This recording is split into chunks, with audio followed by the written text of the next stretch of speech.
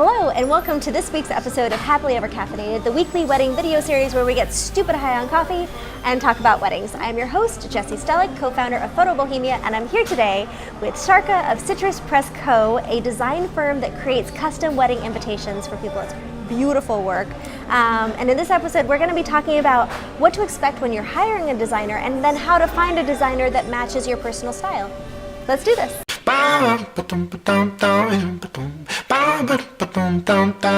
So this process can be overwhelming for people that have never started the invitation process before.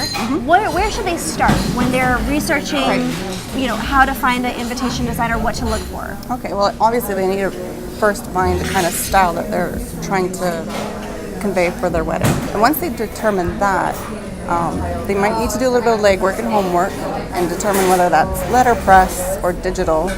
And I'm kind of here to help you define that. So let's start off with letterpress. You're pressing letters on things? Yeah, not specifically, but actually they used to actually have little individual letters that they... Like an old typewriter? Yeah, and they would put them into blocks and press that. So there is an old art form to that. And letterpress involves a lot of technique, and it's a costly process, and the reason for this is because you actually do make plates. They actually make metal plates that imprint the design that your designer has put together and send off to the letterpress printer. Can you reuse the plates, or it's one time and you're done?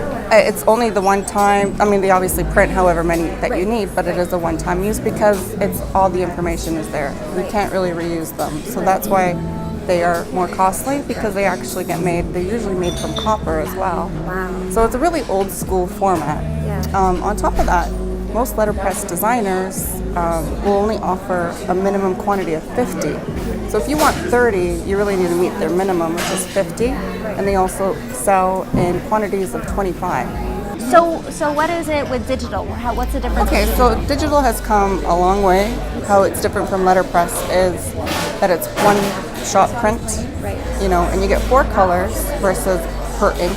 Right. And then your quantities and your turnaround time are a lot better. So your quantities, for instance, I start my quantities at 25, and then I go by tens. Okay. And from that, with the timings as well, it's a much quicker process from start to finish. Right. So you're looking at about 3 to 4 weeks turnaround time versus 6 to 8 weeks.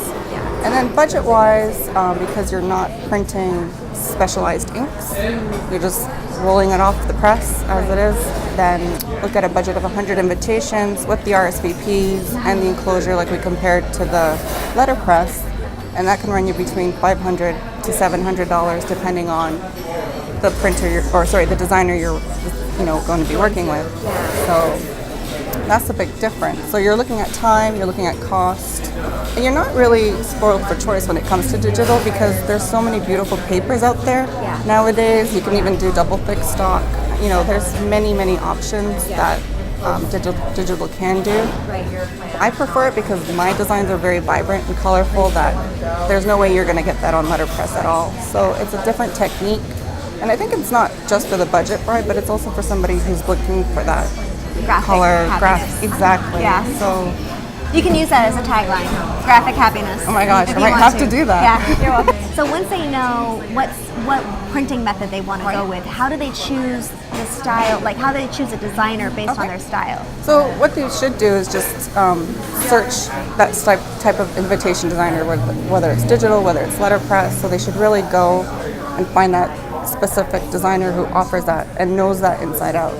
And then also make sure that their style aesthetic reflects the style that you're looking for. So you're not going to just go and talk to any letterpress designer. You're going to make sure it's classic or intricate or it's minimalistic. So you kind of make sure you have that from the bat, because you don't want to work with somebody who can't do that design. Right. So you both have to be happy in this working relationship that you're going to encounter. Everybody sees things differently, so you want to make sure they're seeing things the same way you want to see them. Yeah, and I mean, there's times where I get asked to do something and I have to say no because it's totally not my thing. It's not my jam. So can't do it. No? And I don't want to waste someone's time and energy. Because it is a long process anyway. It is. As well and it's a big start with the right day, person. and parting with, some money here that has to be worthwhile on both ends. Some tips are to make sure when you're speaking to an invitation designer is to give them a household count versus a guest count. Okay. Right? Because they might have 225 guests, but they don't need that many pieces of invitations. Right. So it's always good to make sure you get your household count versus that. Right. And also make sure to get samples.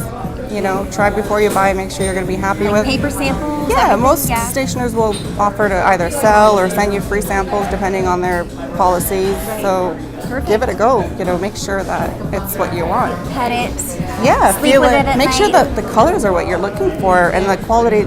Everything looks wonderful on a screen. Yeah. You know, so in print it could be a whole different story. Also, make sure when you're shopping around that who you want to work with is available.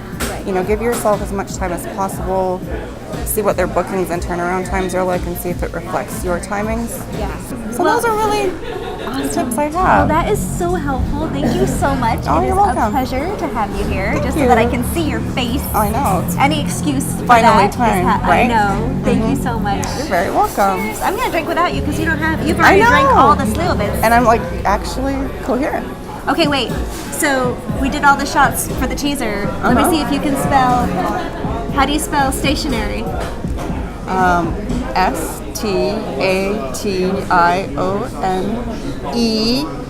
STATIONERY. She's a winner. She's a winner. Good job. High All right. five.